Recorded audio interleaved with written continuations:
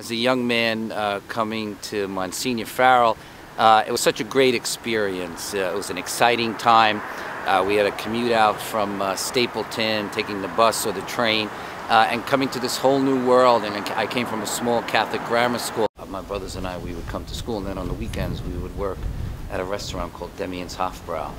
And it was from that money that we were able to pay our tuition. Our tuition at that time was $55. So this is the childhood home where my 6 brothers and sisters and I grew up, here on Pleasant Valley Avenue. Growing up here, maybe we'll take a walk there and I'll show you, it was quite a wonderful field to have, and at that time it was a little more open, and we could play baseball there, and it was like our own little sand lot.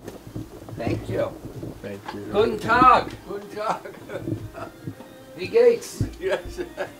Governor, how are you Away, doing? Ambassador. This is me as a student in Germany. 2 brothers, my 2 older brothers, were beating me up, and we all rolled down the stairs together, and we actually crashed into that wall there and broke through the wall.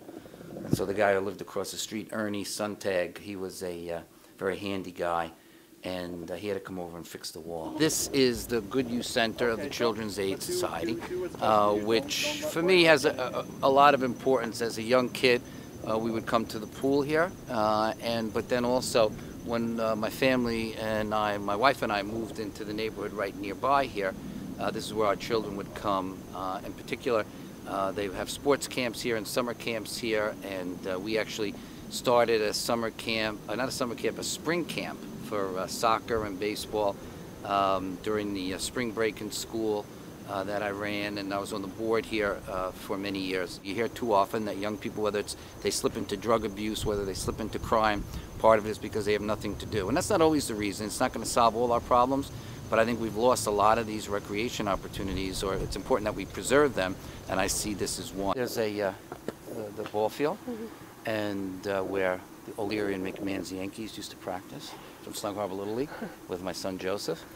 And our daughter Julia was quite a soccer player. This is really very much part of my professional life. Started as a young lawyer for a firm in Manhattan, but they would assign me to Staten Island, which was a good gig actually.